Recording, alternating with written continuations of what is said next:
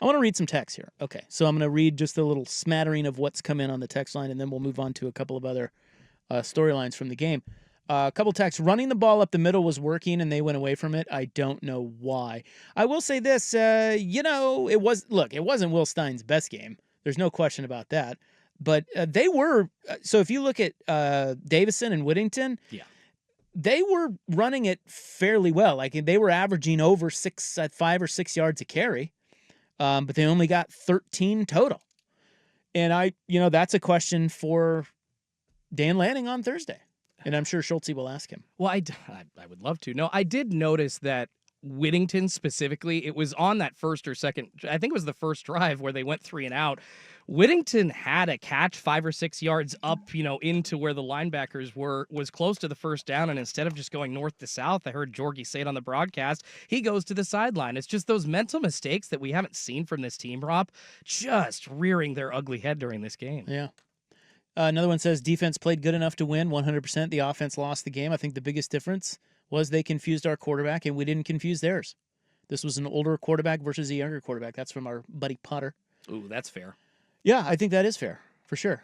Another one said Oregon's defense wasn't bad. Oregon actually ran the ball well. It was more about the issues Indiana caused in protection, and Moore did not know what he was looking at.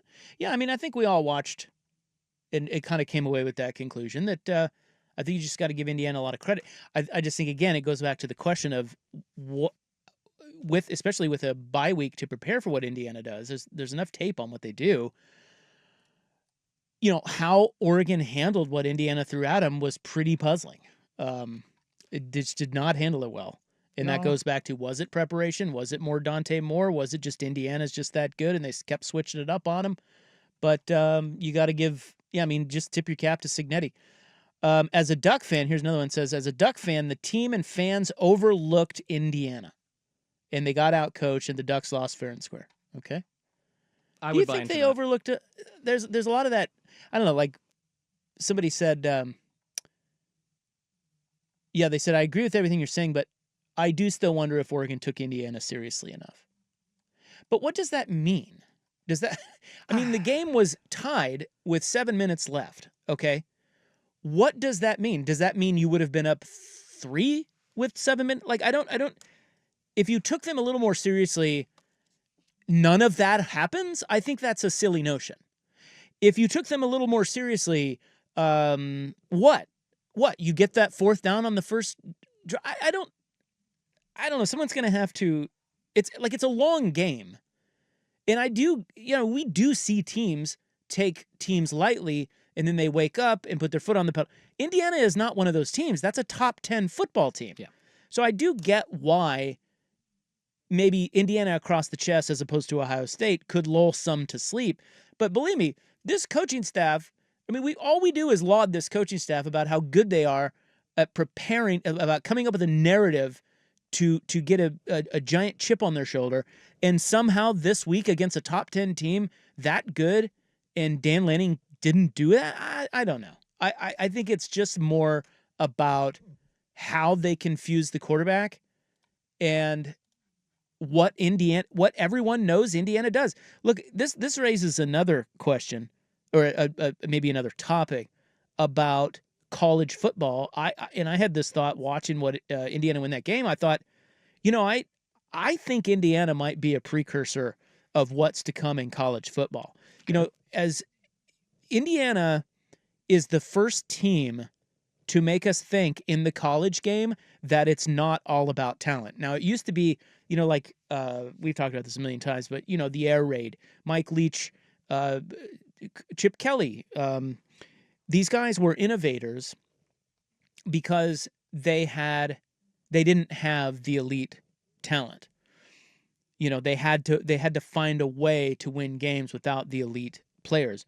Well, Indiana is kind of the new version of this. As a matter of fact, just a couple weeks ago, we asked Joey Harrington this, and we kind of stumped him. We said, who is innovating in college football? Meaning, is it now just this race for NIL talent and that's it? Because it seems like everybody, that's kind of what it's come down to. There's no little engine that's doing something different and unique that's really hard to stop. There's none of that. Well, maybe it's Cignetti. maybe it's what he is doing because, as Suke has been explaining for a while now, they have an NFL-style complex defense. And it's more for the quarterback to navigate, the opposing quarterback, Dante Moore. It's more for them to navigate because what they do is they move and shift and show you things that aren't there and disguise things. And this is what happens in the NFL every Sunday. You don't see it as much in college. Of course, there are practice time limits, and there's a lot of different reasons for that. But I do think Indiana might be a precursor of what's to come in college football. And as money moves into the game, teams are going to an NFL salary cap type of model.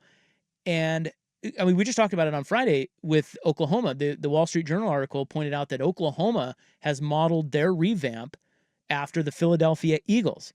They brought in an old Eagles executive. They're looking at their NIL money as more of a salary cap. And the Ducks do that too. I think a lot of them do that, but this one was just written about. And that what that does is it frees up the coach to get more complex in the X's and O's game. And Indiana is having tremendous success with an NFL-like system and NFL-like defensive concepts. And there will be more because all sports copy other success. So as college football continues to morph more towards an NFL type of model, maybe that's the next innovation. Because, dude, that was good. I mean, we know Dan Lanning and Will Stein are good. We know that. And they threw up their hands and went, whoa, we got outcoached. I mean, Indiana has good players too, but a lot of it is what they run and what that does to you.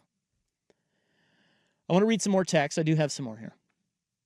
And I want to talk about Signetti. That guy's a great coach. Oh, yeah. Maybe the experience on his end, but maybe that's what won Indiana the game. Hell, who knows?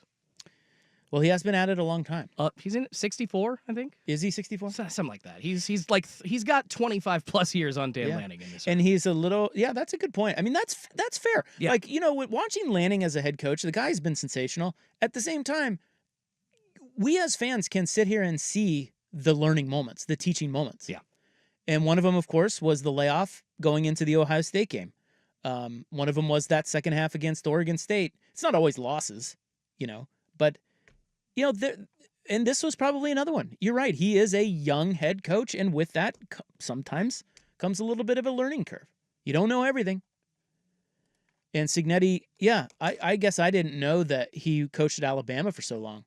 I was reading about Signetti, of course, now that he's the king of college football for the time being. He coached He coached under Nick Saban for a long time, and then just decided, you know what, I'm tired of being an assistant. I want to be a head coach, and he went to Indiana University, Pennsylvania.